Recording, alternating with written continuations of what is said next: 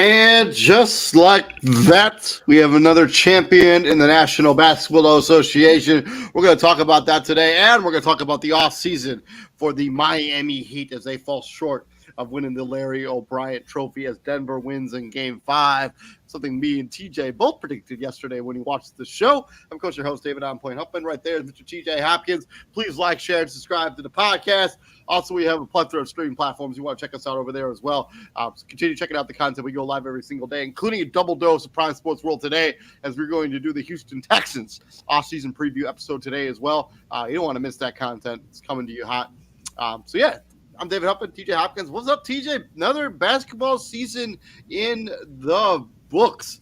And tomorrow we're going to talk about the off seasons of all the teams we haven't covered yet so far. There's a round robin kind of thing. But talk about today, Denver has the front and center as they are the champions of the National Basketball Association. Going into this season, did you think it was a possibility that Denver could be hoisting the Larry O'Brien Trophy when the season first started? When the season first started,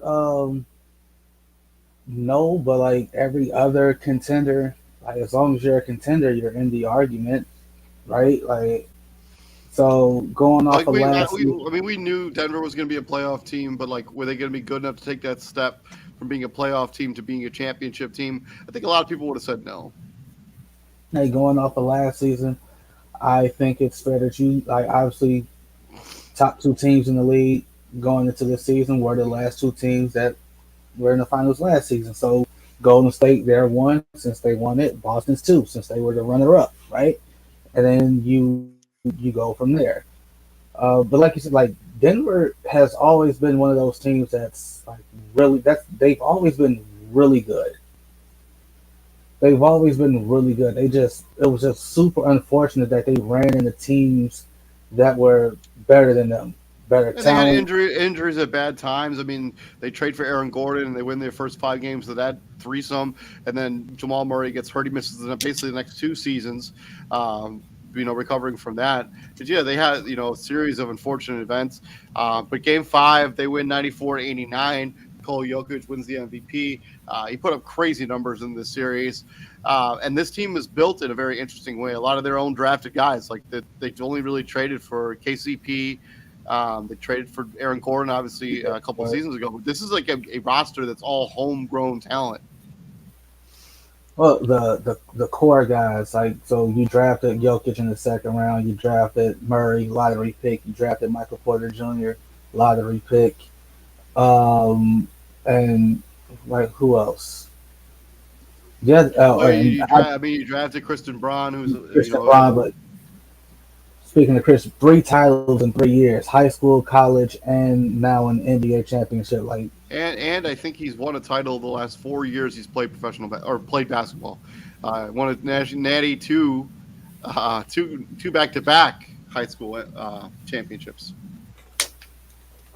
I was just going off the last three, like his senior year of high school, college, and now. But yeah, like the whole notion of so Joker also adds his name to a list of guys that's won the championship without a top 75 teammate. All right, and when it's all said and done, when they redo that list, he's definitely going to be on that list, that top 75 greatest players list, if he isn't already. No, I think with this title, I think he may have pushed himself into the top 30-ish players of all time. No, that's I mean, two yeah. MVPs, a Finals MVP, a ring. I mean, he's got some pretty gaudy numbers there. I mean, maybe top 30, top 50 for sure. Yeah, top 50 for sure. Top 30, I'm not going that far. I'm also not putting him on like what you call it, like the Mount Rushmores of centers. Like that's still too Yeah, early. I think that's still a little premature as well. I think he still But has like, some work to do to catch some of those other guys. the structure of the Nuggets, like it's easy for home. Like it's easy to say like, all right, this is how you do it, like with homegrown talent. But even then, the teams that want to do it the old-fashioned way, the homegrown way, they still got to go out and get help. Like the Warriors, they're homegrown. They're as homegrown as it get. They still went and got KD. Yep. I mean, So they traded for Andre Iguodala. I mean, they didn't draft him. they, They they didn't draft Barbosa. Andrew Bogut. Right, they didn't draft Barbosa. But the They same didn't thing with draft Denver Sean Nuggets Livingston. and Denver Nuggets. You didn't draft Aaron Gordon. You did trade a lot of draft assets to get him. You brought Bruce Brown into free agency. You traded for KCP. You traded for Jeff Green, or you just signed Jeff Green in free agency. You signed Reggie Jackson. Also, shout out to Jeff Green. Had to retire. Thought he was going to retire due to open heart surgery. 11 years later, wins an NBA title. Love to see it. Yep. DeAndre Jordan, 15 years in the NBA, finally won an NBA title, and he was pretty valuable actually in that Game 5 as Aaron Gordon in the first quarter, at least, as Aaron Gordon and Nikola Jokic got in foul trouble, and Bam Adebayo was just feasted on Jeff Green. As they put DeAndre Jordan, he got a block in 2 back-to-back possessions, made a difference in this game. He did. It was just and shout out to Reggie Jackson too. But Reggie Jackson, Ish Smith, DeAndre Jordan, and Jeff Green, like the vets on the team. Ish Smith, 13 teams and 13 seasons. That's literally he spent one. He's never been on a team for more than a season. Like he's bounced around a lot, and like now he can try to take it away from. But hey, he's a champion. Yep.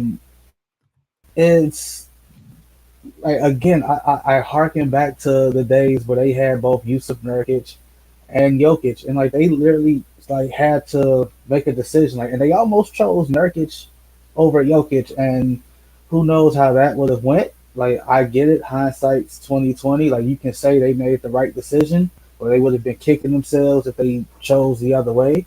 But where you go and how you develop is key. Like I don't know if Jokic is the player he is if he's the one that he shipped off to Portland. And I'm pretty sure there were folks that were mad that they chose Jokic over Nurkic out the gate because Jokic had this like he was struggling It when he was, first and got over again, here. Yusuf Nurkic was a productive player when he was first over here. But yeah, Denver did a good job building this roster. They built a championship. Their keys to their title run has just been their best player has been better than everybody else's best player That's in every series that they played in. Like Nikola Jokic outshined Kevin Durant, he outshined Karl Anthony Towns, he outshined LeBron James, and he outshined Jimmy Butler in this series. He outshined Bam Adebayo as well. Like their key, Nikola Jokic was the best player in the playoffs, and I also it does irk me a little bit that people want to talk about the fact that he didn't win that MVP and like Joel Embiid should give that MVP back. It's a regular season award. I'm not going to go that far, but um, Nikola it's a Jokic it's, showed it's a Nikola regular Jokic showed season award. I'm sorry, go Nikola ahead. Go ahead. Jokic showed everybody that like, hey, I'm here. I'm not going anywhere. And my Denver Nuggets team, we're not going anywhere either. They're key to the title. Yeah, Jokic has been the best player in this every series he was in, and Jamal Murray has been in the top 5 of every series that they've been in. That's why they've been able to win big games and win titles. Even in this game 5 where they weren't shooting the ball particularly well, they still found a Mm-hmm. way to put the points on the ball. Like MPJ had a woeful shooting the series from the outside, but you know what he started doing? Taking it to the rim. At one point during this game, he was the leading scorer. I think he was the leading scorer up until halftime because he was taking it to the rim. He wasn't settling for He jump had a shots. he had a double double by halftime. Like he was Yeah, crashing. So like, yeah, if I'm MPJ, I just need you. I bro, like you're 6'10". I need you to realize like, hey, when that shot's not falling, that's your game. I mean Slashing that's a lesson for hundreds of all of them. basketball players. Every basketball player. I mean, if your But shot but isn't but falling, every basketball player ain't 6'10" either. yeah, I Like know, but like at some point you gotta be like, yeah, I'm just not my shot's outside. I'm not having it tonight with my jump shot. Put the ball on the floor. Try to be productive in other ways. Just because your jump shot isn't falling doesn't mean you shut down. Like and there's a that's a what like that's a growing pain with young players, right? Like that's you just got to grow out of that, and I'm yeah, sure he will. But it's like them. I think this is a win for like quote unquote mid market teams. yeah. All right, I'm not counting Miami as a mid market team. Miami is Oh, not a mid. it's not. Miami is not a mid market team. What we're not gonna do, like, and I've seen people trying to do it. You're not going to discredit this Nuggets championship because of the talent that they played. Keep in mind they were underdog favorites in the second round against the Lakers. No, They won not the Lakers. against Phoenix. the Phoenix Suns. I mean, Phoenix. yeah, they beat LeBron James and Anthony Davis when everybody said they were the best team in the NBA. They beat Phoenix Suns and a Kevin Durant and a Kevin Booker, a team that was put together to win titles.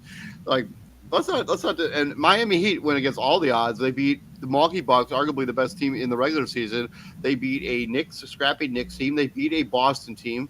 A series they easily could have let slip away. Like, and then they beat the Heat. I mean, this was a difficult run, and they were the best team in every single series, and it showed. Game And this, 5 was super real quick, entertaining, by the way, especially the last quarter. Like the last quarter of Game 5 was like stupid entertaining. Like it was just like all over the moving back and forth. The pace was it was insane. it was like Crash Bandicoot. It was Yeah, yeah, bodies there. But real quick, like it's like this is the difference between Miami, not Miami, but between Boston and Denver, right? So in both cases, Miami was had the lesser talented team, right? Boston on paper, Boston's way more talented than Miami. Denver's probably more talented than both. I don't know about that. Like if Denver and Boston met up in the finals, Denver still has the best player, but I think Boston has what the next best two. So like, it would yeah. go Jokic I would agree with that. Yeah, and then Tatum, Brown, and then Murray, and so on and so forth, right? This is the difference between Denver and Boston. Denver just didn't rely on their talent. Boston literally had that series against Miami and everything. Like eventually, our talent is just going to propel us over, and we're going to win this. We're going to pull it out. And then all of a sudden you find yourself down 3-0. And then it's 3-1, 3-2, 3-3. And then now you're thinking, all right, now it's game seven. We're just more talented than them. We're just going to overtake them, and we're going to go to the finals. We're going to go to our second finals in just in that many years, and so on and so forth. Denver's like, yo, we're more talented than them. But after game two, it's like, all right, talent's not enough. We got to outwork them. And it's like, I think that's the issue.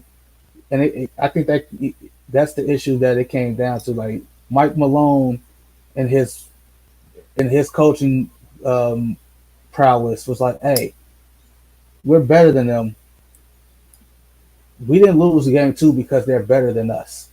They outworked us. Yeah. Yep. Like you cannot go into these games thinking just because you're more talented that you can just beat. Like no, anybody can beat you if they outwork you. And Denver took that to heart, and they won three straight. They Yep. won the next three games. So moving away from this title run, let's talk about their future. So most of their entire starting lineup under contract for next season: Bruce Brown and Jeff Green, only really notable free agents. So could Denver make a habit of this? Could this be the next quote unquote dynasty? Like, do you think that Denver could be back here next year? Could they be back? Maybe. Like obviously, it's the first team out the gate. That's kind of the issue I have with sports shows today. Instead of giving Denver their moment in the sun and praising them on the job well done, the first topic on most of these sports shows is all right, who's the biggest threat to them? Like, damn, can they celebrate the win? Yeah. Like, y'all already talking about who can beat them and who can like god damn. So obviously, you know, you look at the usuals in the West. Phoenix, Golden State, depending on how things go with the new GM and that potential roster shakeup. Um, I don't like as long as LeBron and AD's healthy, you're gonna throw the Lakers in there. Same thing with the Clippers, as long as Kawhi and Paul George are healthy, right? And then in the East, Boston, so on and so forth.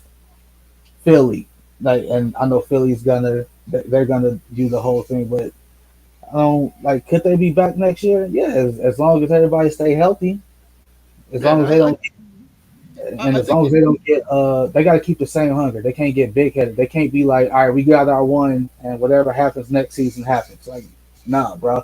What do I always say? All right, do it again. Yeah, you do say that all the time. Do Yeah, I it. think that I mean, we talk about the Western Conference. Like, yeah, they could for sure see themselves back in the finals again. They have a roster that's good enough to compete with any team in the Western Conference, and they have the best player, arguably, in the NBA, in Nikola Jokic, or at least in the Yep. top five for sure, top three, whatever order you want to put him, Giannis, and Embiid in. That's kind of up to you. Um, yeah, they could for sure see themselves back in the finals, but injuries happen. You know, things happen. We're never wishing that on anybody, but Denver could very well see themselves back in this scenario next season. And this is a gritty win. And congratulations to Nikola Jokic. Congratulations to his family. It was nice to see his family having all the fun in that post game celebration with Mike Malone. His little daughter was nice to see as well. So yeah, it's really, it was a wholesome moment. And like one of the funny things, Nikola Jokic was like, "Oh, it's done. We can go home now." Like, All right, they like, no, dude, you gotta go to the parade. When is the yeah, parade? like, Thursday. He's like, I just want to go home. yeah. So, shout out to Denver. They win this title 4-1. Maybe could be the first of many. Big shout out to Nikola Jokic. Shout out to Mike Malone, also as the head coach of this basketball team. Moving on from the team that did not hoist the Larry O'Brien Trophy, the Miami Heat. So let's first talk about, why do you think they fell short of the title? Do you think it's just a lack of talent, or do you think there was Yes, something bigger going on here? yes, yes to everything. Lack of talent. Like I don't. Mark Jackson. Like shout out to Mark Jackson. I said this in the group chat. Like he was like Jimmy Butler hurt his ankle against I think the Knicks. That was 2 rounds ago. Yeah, I didn't. You didn't hear a word about the ankle injury when he was cooking Boston. yep. You ain't hear nothing about no ankle injury when he was killing the Celtics. I don't know. By this time of the season, everybody's hurt. Everybody's sore. Everybody's tired. Everybody's like, oh my, it's everything is a chore. It's a labor. Everybody's hurt. So I don't want to hear anything about Jimmy Butler and his ankle being why he played poorly in this NBA Finals. He had what? He I don't think he had any good games in the finals. And what He did I? hasn't, he hasn't been really all that good for since game like 4 of that Celtics series. 13 points in game 1, 21, 28, 25, and 21. That numbers sound good on paper, but the efficiency is just woeful. In game 5, 27% from the field. In game 2, 36% from the field. Like sub 40% shooting in majority of the games in this series. And what is, Free throw percentage under 70% for the series. and what did I say? 75%. And what did I say? He cannot constantly keep waiting to turn it on, flip Yeah. the switch because it was too little, too late. Like we saw that, like he went on that little run he scored like 10 straight or 8 straight in the fourth, and got a very generous foul call. Very generous. Like Izzy was almost right with his prediction that he goes in the group chat. that was hold on. Like let's go back to that real quick. Mark Davis, David Guthrie, and Josh Tiven. Bruh, y'all not like they need to investigate y'all. That one referee that's under investigation for the burner accounts on Twitter. Eric Lewis. They need to investigate this trio right here because I don't know what the hell that was. Yeah, it was rough. It was a bad call. The whole game, it was awful. Like I don't know what they saw. Like that was. But I think this Heat team, their reliance on these role players eventually ended up being kind of their undoing, right? Gabe Vincent wasn't all that good in this series. Max Strus only had moments in this series. Caleb Martin was pretty good actually throughout the entire series. Duncan Robinson had moments as well. But when you rely on role players to carry you through playoff series, when you go up against a team that's just more talented than you, especially in the big where Nikola Jokic can get whatever he wants whenever he wants to get it, that's when you start to fall apart here. Bam Adebayo, though, played awesome this series. I think every game in the series over 20 points. I think a double-double in every single game. Enforced his will for various times during this game. Series. Mike, if I'm Denver, Bam Adebayo, you drop 30 and we lose, more power to you, right? I said it when we did the preview. It was a mismatch across the board. It was like who was gonna guard who? There were mismatches across the board. Miami was just too small, and then you take Bam out, you're really small. Yep. Like you gonna put Cody Zeller on Jokic? I ain't never seen Jokic move so fast, bro. Like Jokic getting the ball off a rebound. He running the break because Cody Zeller is like, I got this. Like one man fast break with Jokic. So I got the notification like earlier this morning. The Heat looking for a big name. I wonder why. Yep. I do think they need to inject some talent into this roster. So let's talk about what they do now. They got 4 notable free agents: Gabe Vincent, Kevin Love, Max Strus, Cody Zeller. And Victor Oladipo has a player option that I can't imagine he'll decline. But Gabe Vincent and Max Strus, they have bird rights over. But could there be a blockbuster trade that happens this offseason? And what could a trade package look like? The 2 big names out there, Damian Lillard, Bradley Beal. Do you think one of those 2 guys over the other is a better fit for this Miami Heat team as we look into the offseason? I'm not saying he's the same caliber of player as those 2 because he's not. But another name just to keep an eye on, Zach LaVine. I'm not being funny. Like that's legit. No, that could definitely happen. So like the issue that you have with Miami is deeming who you deem valuable or like quote unquote untouchable. So obviously, in my opinion, Bam is untouchable. Jimmy Butler, you can say Tyler Hero's untouchable, but you're not gonna get a LaVine, a Beal. he's the one that makes this money work. If you're going to be Exactly. making a trade for a star like one of those guys that like even a Zach Levine, Jimmy Kyler Hero is the chip that like, hey, we're going to give you a player that's already productive and under contract until 26, 27 that you can build around. Like so, yeah, he's going to be the centerpiece of any trade. So like they can say like Pat Riley and them can say he's untouchable, but if you want my guy, like you want Dame, you want Bill, you want Levine or anybody, Kyrie, anybody like that, Tyler Hero is gonna be in the package along with Duncan Robinson because they have the money to make it work. And so I understand like this quote unquote this heat culture adage. Sometimes you gotta be willing to update, not update, adapt. That's yeah, you gotta be willing to adapt, right? Heat culture can only get you so far.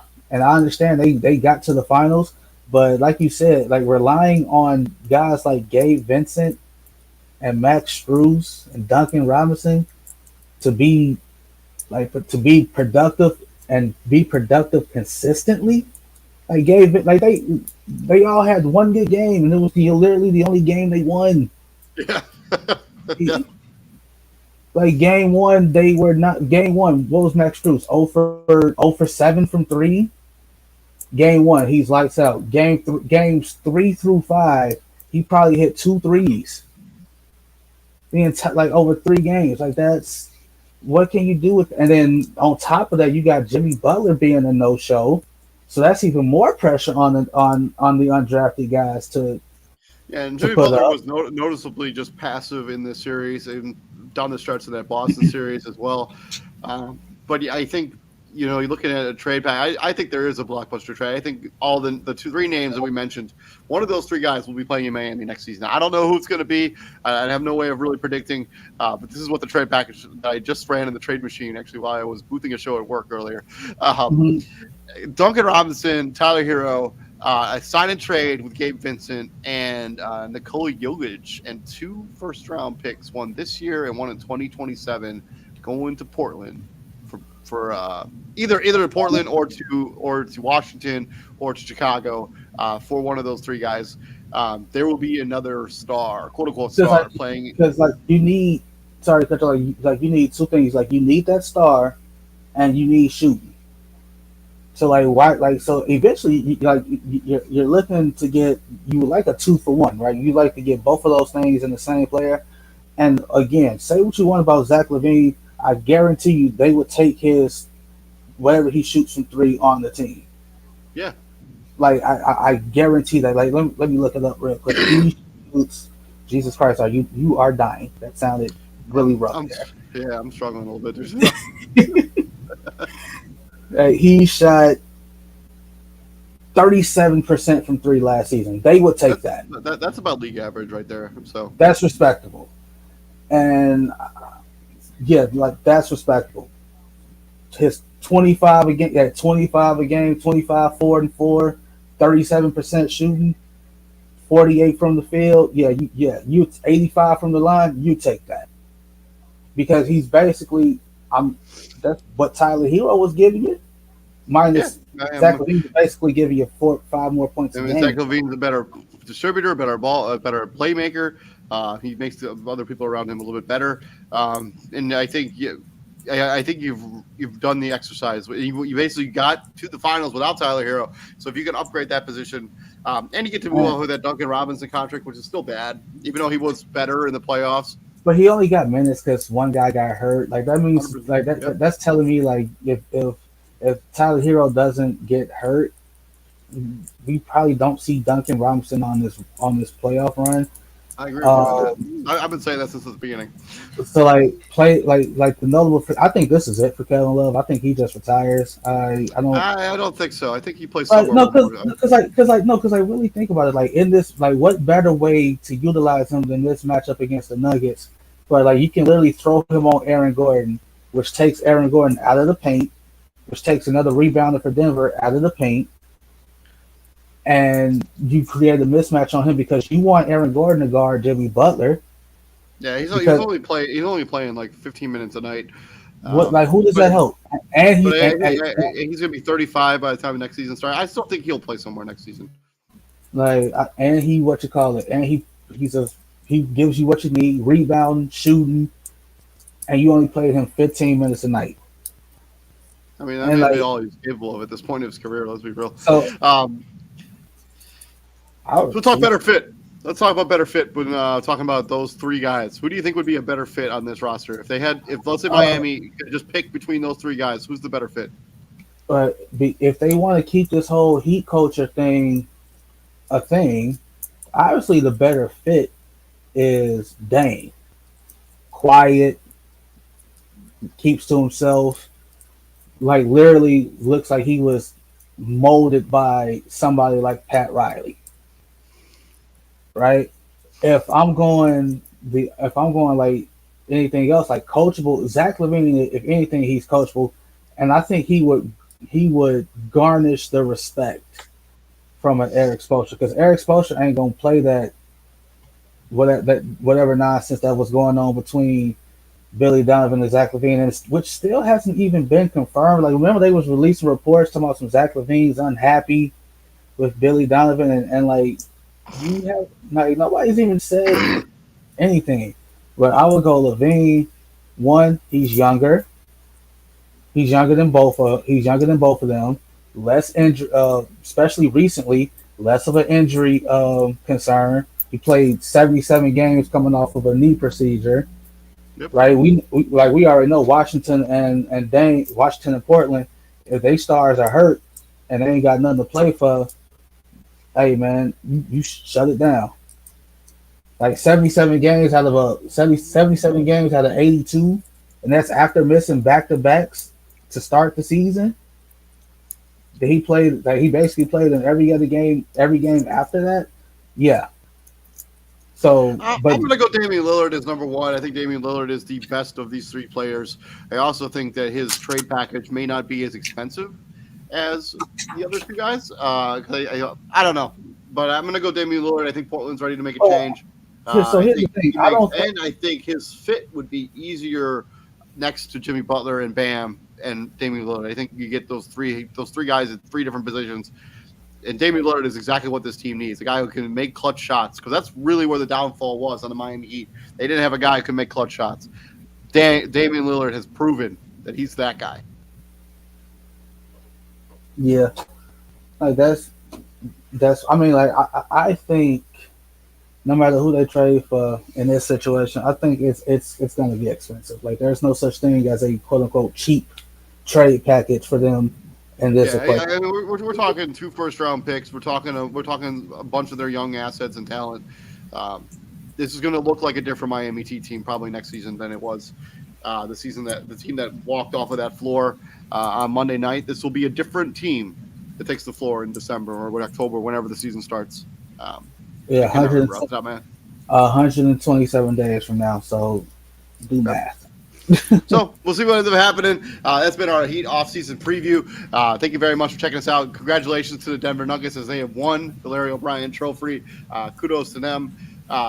In about 15 minutes, we're going to be starting up our Houston Texans off-season preview episode as we continue trying to preview all 32 teams before the first snap of the NFL season. If I want to say kickoff of the NFL season, we still got 28 teams still to get through. So keep an eye out for that content. Tomorrow's show, if you're a fan of the National Basketball Association, there are various teams that, because of time restrictions and time restraints, we not get to talk about their off season. We're just going to do that all the teams in one big round robin show. So keep an eye out for that content. Thank you very much for checking us out. Please like, share, and subscribe to the podcast. I'm David Huffman. Right there is Mr. TJ Hopkins. And TJ, what we do here at the Prime, my friend? We bring the heat. Yes, sir. Yes, sir. And we can bring the heat back here because it's 67 degrees here and cloudy and rainy. And I'm still fighting off this cold, man. I'm telling you.